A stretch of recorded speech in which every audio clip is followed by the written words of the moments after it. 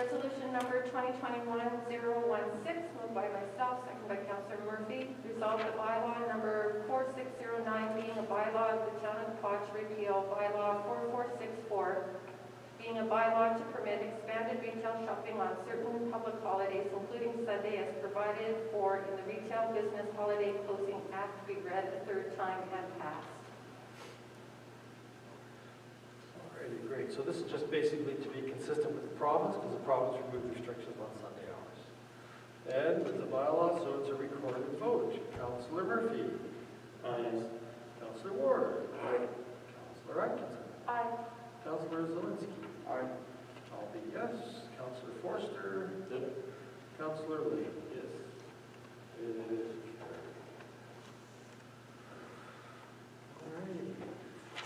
Alright. 5-2, borrowing bylaw.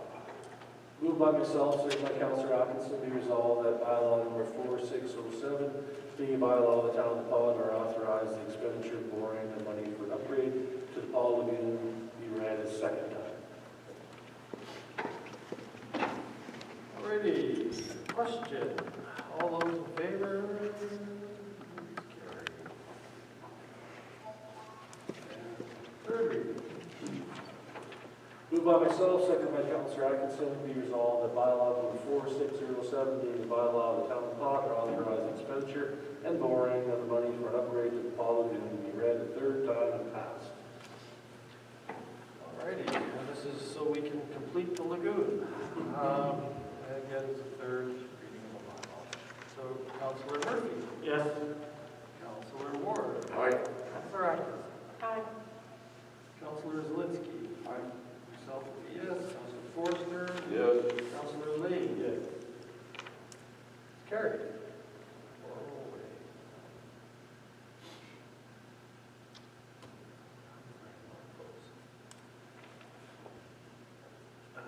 All the way down to 631. Conditional approval extension for Orkside. Resolution number 2021-017, moved by myself, seconded by Councillor Forrest. Whereas the Town of Paul submitted a subdivision application to subdivide property in order to create 12 new railway industrial lots to be known as Orkside. And whereas Just hang on 1 second, okay? And whereas in September 2018, the Town of Paul received a conditional approval for the above-mentioned subdivision, and whereas the Town of Paul did not meet the required condition of maintaining above approval, additional approval. Therefore, be resolved that the Council request a 1-year extension in order to meet the required conditions outlined in the above-mentioned conditional approval.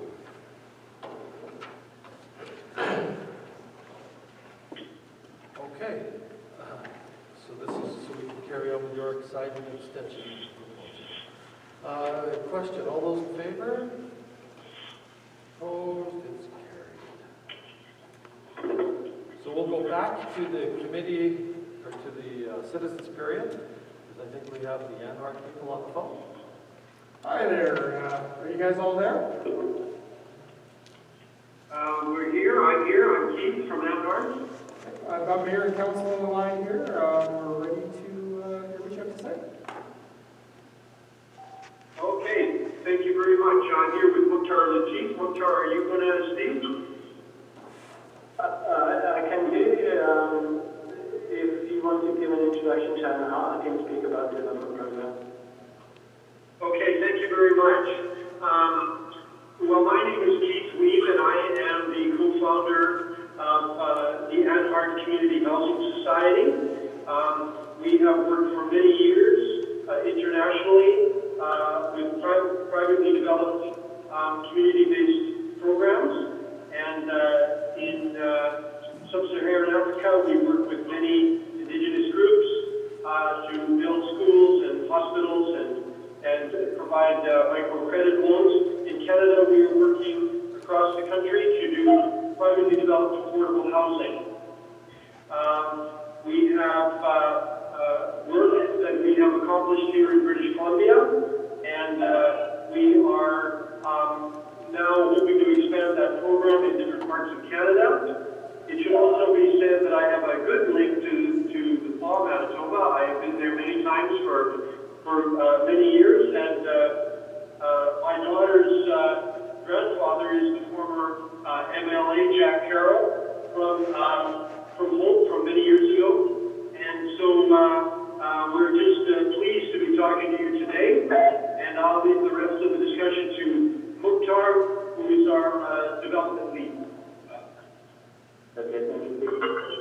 Yes, thank you, Councillor and Council, for inviting us to speak today. My name is Musa Latif. I'm the development lead for ANHART. ANHART is a registered charity, an community housing society and non-profit. We're working using private and social impact investment to leverage government funding to deliver affordable housing in communities across Canada. We've been operating in BC and looking to expand into communities across the other provinces. We have, as part of the Rapid Housing Initiative, which was a program that CMHC initiated at the end of last year, looked at ways in which we could secure land and opportunities and submitted a proposal to them to develop nearly 500 homes across 11 municipalities in 5 provinces. What we're looking to do is basically showcase a different way in which we can deliver affordability to communities that don't really have a voice when these funding opportunities come available. And much of the money does tend to go to the larger urban centres, but we're finding that the smaller communities are left out, which means that there's an increasing need and challenge for those communities to address the housing needs of their community. So we are looking at ways in which we can develop in communities like the PA, and we will have been in good discussions with your economic officer around potential opportunities. And really wanted to reach out and speak to you about the work that we have been doing, and then we can take questions from yourself on how we can help you deliver the objectives for your community. The kind of housing that we deliver is a mixed income project. We have a mix of studios to 3 beds, addressing the needs of seniors, families, working people, and obviously the various needs including Indigenous and others that are looking for housing in communities where they're getting priced out, as both rental housing stock isn't either available or prices are too high. If I can just hopefully take questions.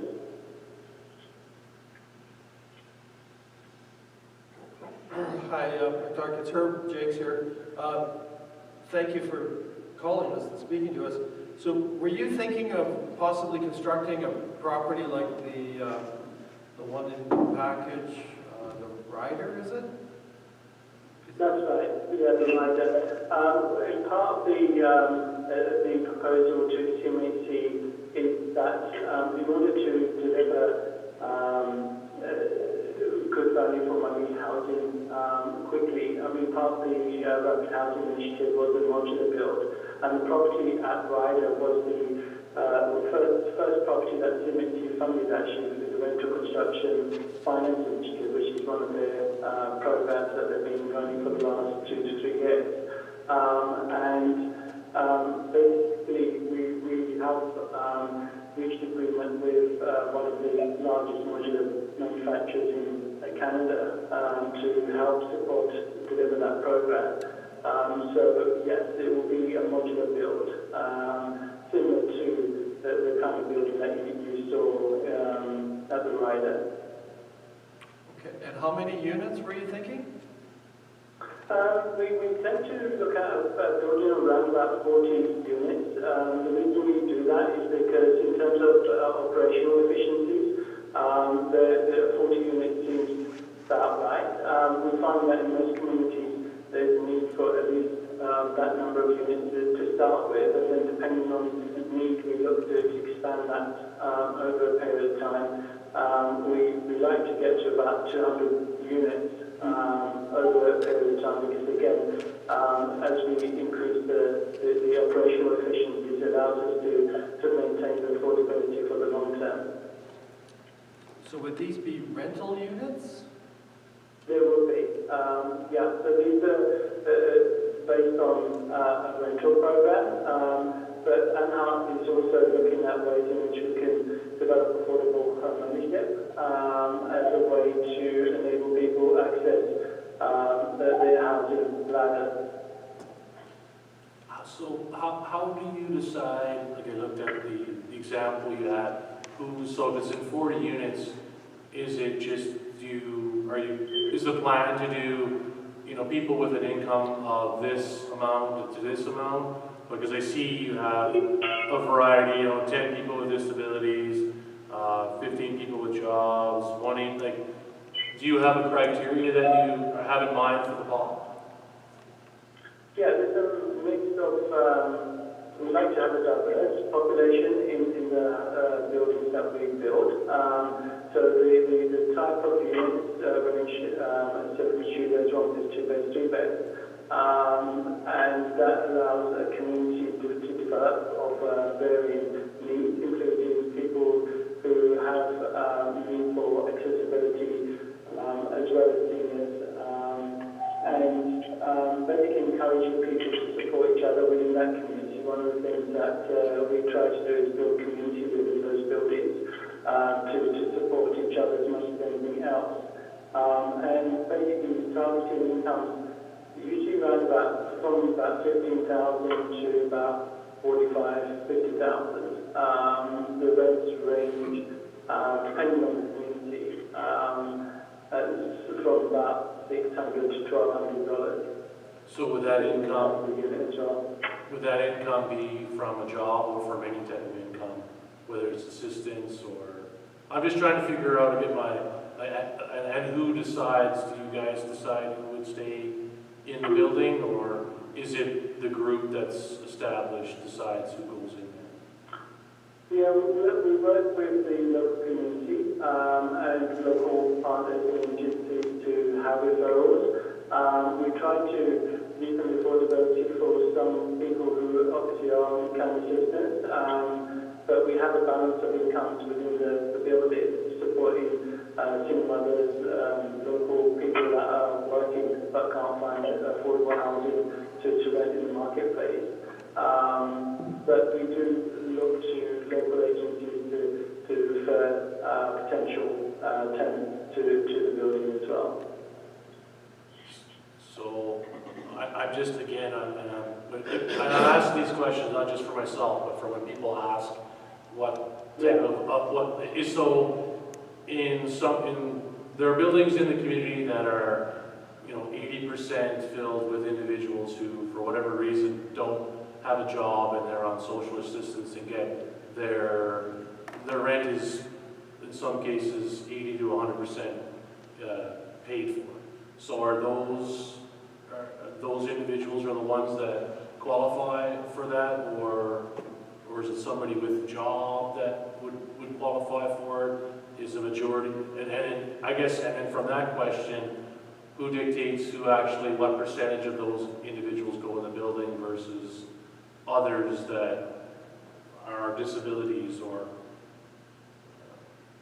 Yeah, you're right. There's a range of people that would go in, including some on income assistance. It will be the majority of the building on income assistance. I mean, some people will be on disability allowances and there is or safer or pension supplements, etc. But there will be, we have to look at the viability of the project, because at the end of the day we will have to make sure that the operational costs are balanced. So we do need to have a balance of people within the building to balance the income to support the mortgage on the building. So there will be, like I said, a mix of people that are working, and we will be looking to support those who on lower incomes who can't access housing as part of the mix.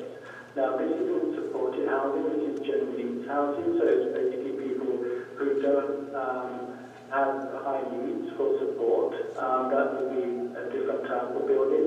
We're looking at really people in the community that just can't afford market housing, and therefore have a range of backgrounds from working people to people on some level of assistance.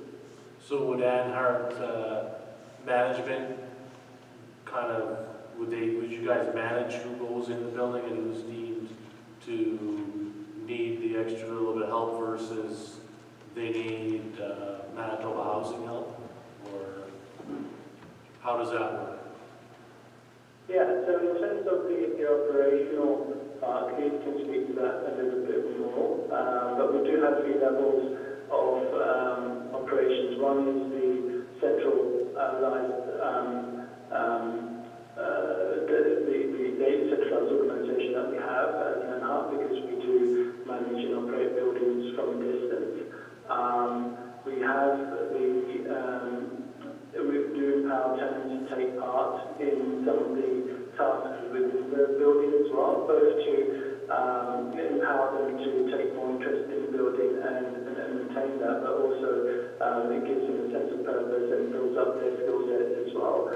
And then we also look to work with a local partner and local agencies who we can signpost tenants to, who may need either additional support or services, including education and training.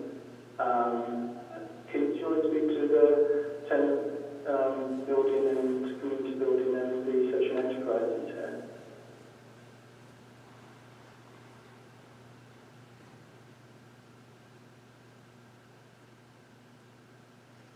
Oh, sorry, can you hear me now? I was on mute. I would say the community has a lot of input into who would be in the building once they understand, the parameters. And with the building in Ryder, we had a pretty big response to our online application system. Then we do a process where everybody is tested for their housing history and their income, and their willingness to live in a community type of environment. We strongly want to get referrals from the community agencies, and it's sort of a joint effort to work together and to employ as many of the tenants in the building who want to take leadership. We do have a number of social employment programs where we really focus on employment opportunities for people. So all of that combines together to together with the amenity center in the building, which ends up being sort of a hub for the community for community purposes. All that works together to give the local community lots of input into who lives in the building, and we rely heavily on a local agency that we partner with that would help us to supervise the operation. I'm just curious if an individual gets in based on, I don't know, I need extra help and but I find a great job, I'm now making $100,000, but I don't want to move.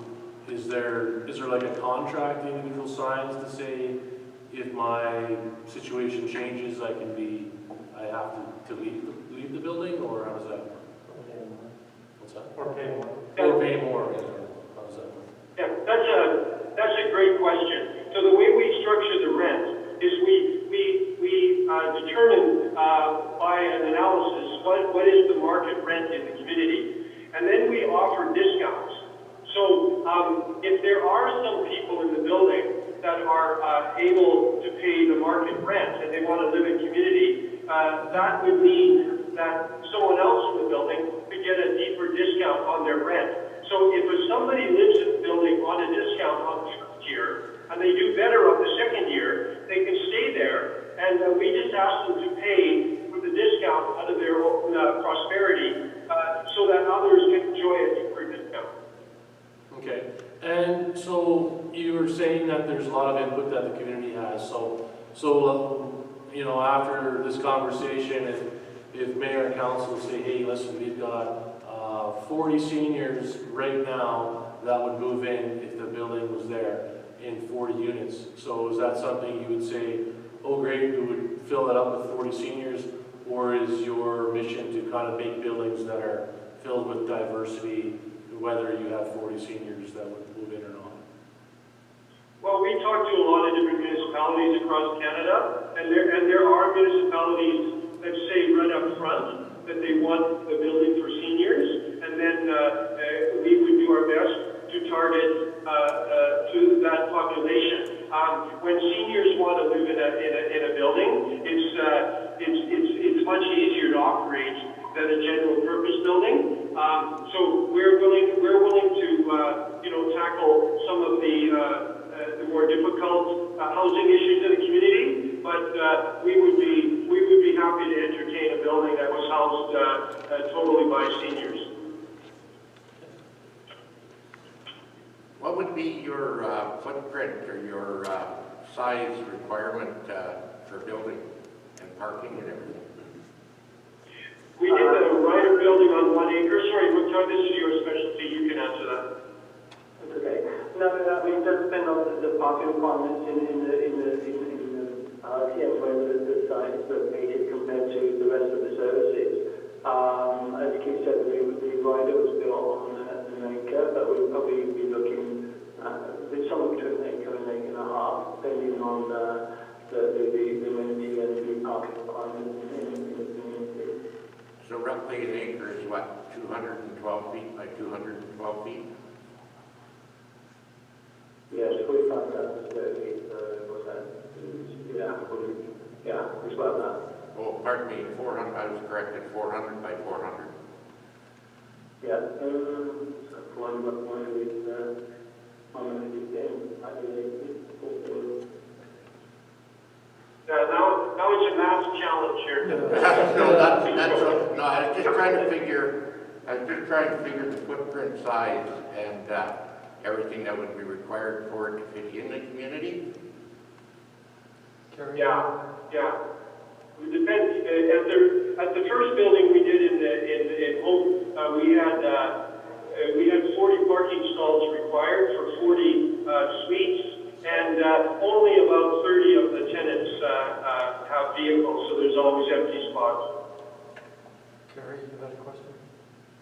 Hi, my question is, are all of the complexes that you build, are they all modular?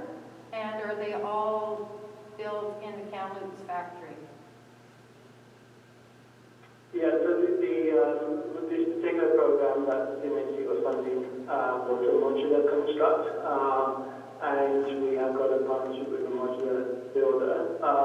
There are site works that would be needed on all sites that we're building on. So we do work with local contractors to enable that. And then when the modules come on site, there's also they need to be connected and finished off in terms of the electricals and mechanicals. So again, there's opportunities to access local labour to help support that as well. And then there are plants across Canada, including one in southern Manitoba that would be a different partner. That's at Morton, right? It's in Winkler. It's Grandeur, yeah. Yeah. And that's by Grandeur Homes. Yeah. Okay.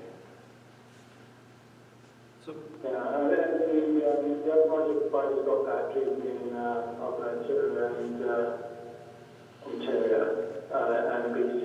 I'm not sure if they've got any. I don't think they've got anything in Manitoba at the moment. No, they don't. so fellows, what would you be looking for from us? Again, we've been looking at potential opportunities to acquire land in each of the municipalities that we're working in, and I think there's a site that the city owns, which we've been speaking to the economic officer around. That could be a potential opportunity for us to start the process of engaging with yourselves and developing the funding model and presenting it to CMHC funding. Sorry, the connection isn't very good. Did you say you're looking for an option to purchase a lot? Is that what you said? That's right, yes. Okay. And did you have a lot in mind? We've been looking at the property that you have at 157 Bell Avenue. Bell Avenue. Okay.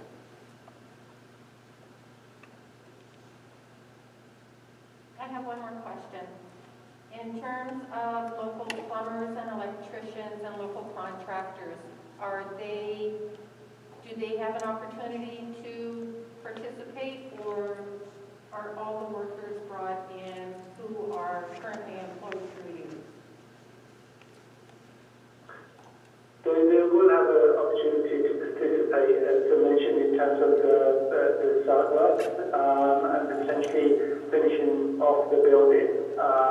Sometimes the cladding goes on afterwards on site, or if there's particular roofing finishing that we have to do. So there are opportunities for local contractors to be involved in the process. Do you have a timeline in mind? Well, there was a funding call just before Christmas. We now having to look at alternative funding proposals, and we've just come in discussions with CNC on those timescales. But the advantage about modular is that it can be built quite quickly. So subject to the land being found, and we can then get the funding in place, we can build relatively quickly. It can take between 6 to 8 months to get the module building finished. Obviously the permitting and the funding part before that. So you're talking about anywhere between 12 to 18 months from start to finish. So you at early 2022 is what you have in mind? Yeah, probably be somewhere between sort of early 2022 to sort of mid 2022 if we started now.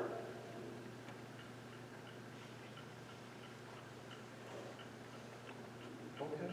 Any other questions? Anybody got any other questions? No? Okay, guys, I think we have enough information. We will get back to you. Great, thank you. Okay. Okay, all the best to you. Thank you. Bye. Thanks. All right, guys. Thank you. Have a good night. Thanks, Jack. Thank you, Jackie.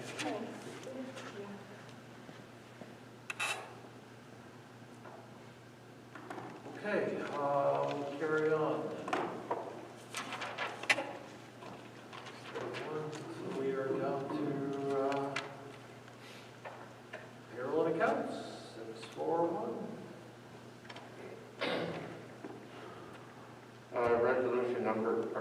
Resolution number 2021-018, moved by myself, second by Councillor Forster. Resolved that council authorize the following accounts: pay period number 2 in the amount of $92,460.05.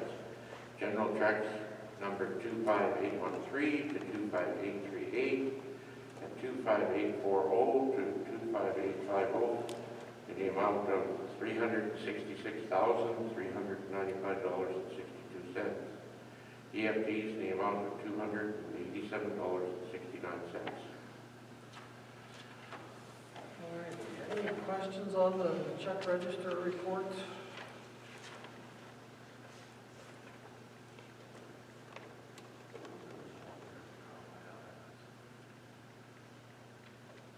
Anybody have any? Oh, Rocky Mountain Phoenix, that was fire department. Oh, okay, I wasn't sure what that was.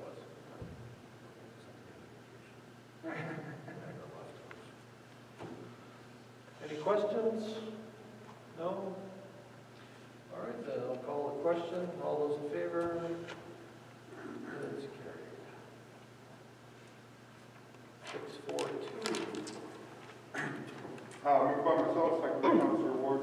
Be it resolved that council authorize the following account. General check number 25839 in the amount of $100.12.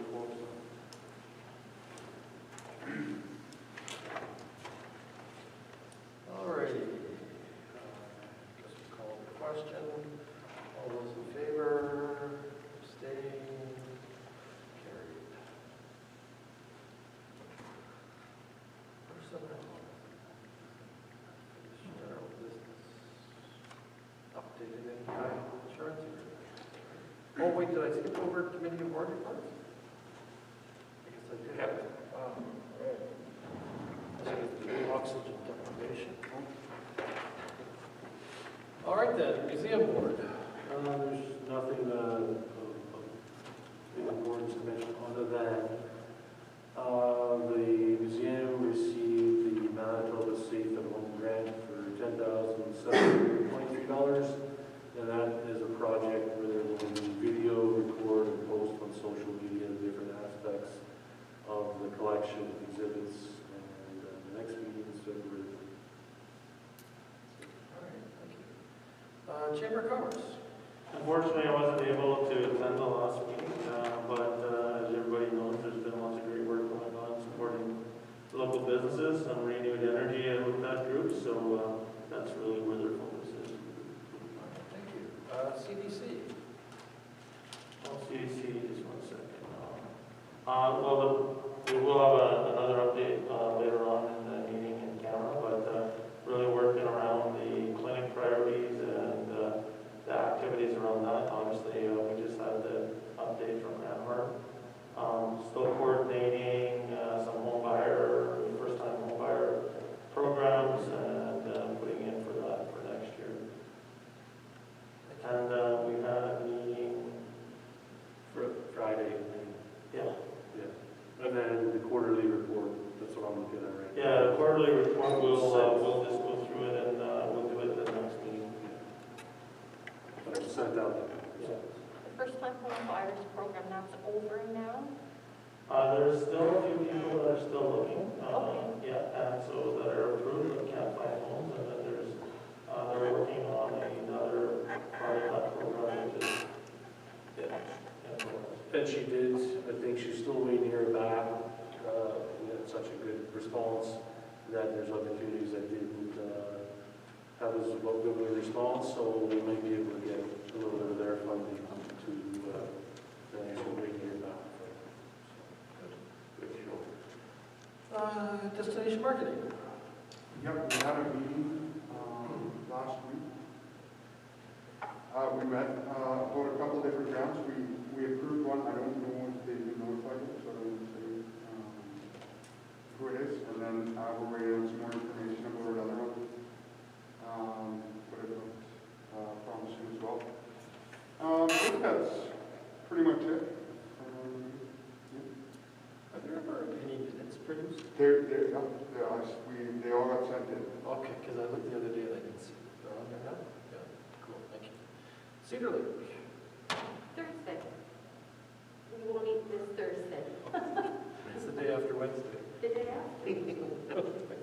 Recycling board. Next meeting is on the 28th, It's Thursday, Thursday. virtually. Library board. The budget is completed and it's been submitted. And so what the library board is wondering is, are they presenting it to council, or are we just what procedure are we doing this year? Last year we all met together, and I guess we just kind of trying to figure out. Guess we should figure that out. And wasn't there a procedural issue last year?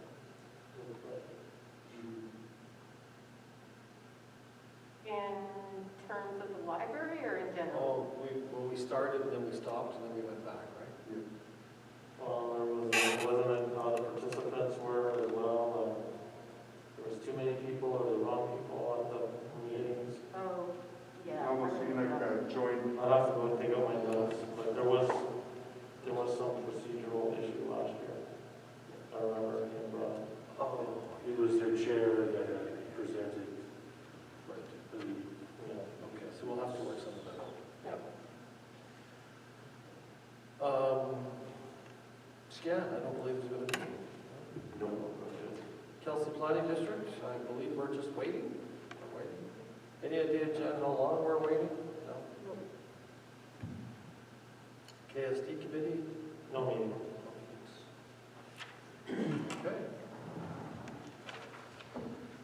So no unfinished business, general business, 8.1, MPI. Moved by myself, second by Councilor Ward, be it resolved that council authorize the mayor to sign the agreement with Manitoba Public Insurance regarding access to information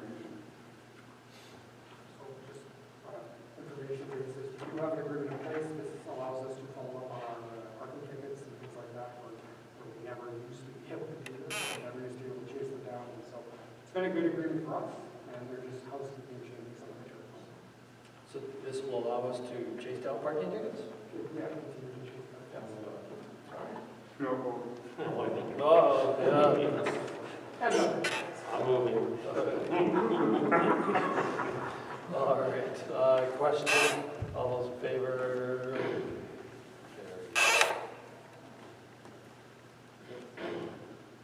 Um, 8.2, TMC.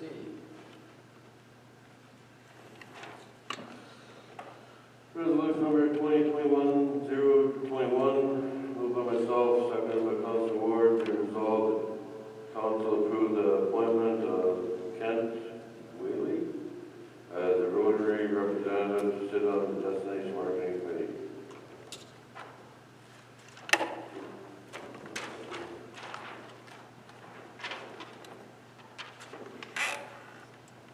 All righty, question, all those in favor? It's carried. That's the only resolution for TMC? Yeah, that's it. There's only one name. It's okay, we'll catch you next time. Okay. 831. That must be information, I'm assuming. The Zebra Mussel Street? Yeah, we just received the information from Ira, he said to share it around. Okay. Good to see the tickets, some kind of event. The RCMP municipal reporting third quarter.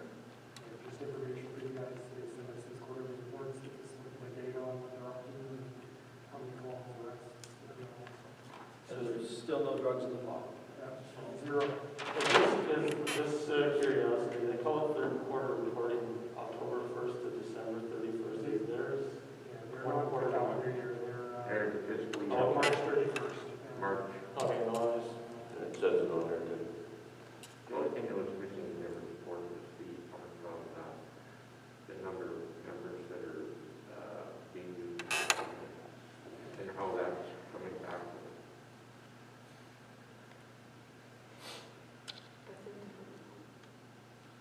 That's in a different report. This is the template. Okay.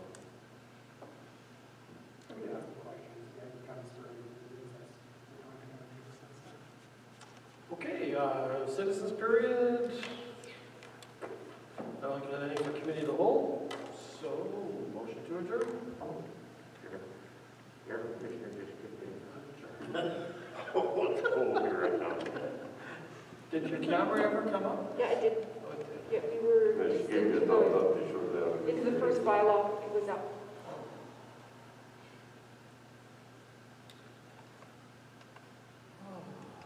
Tell us when you're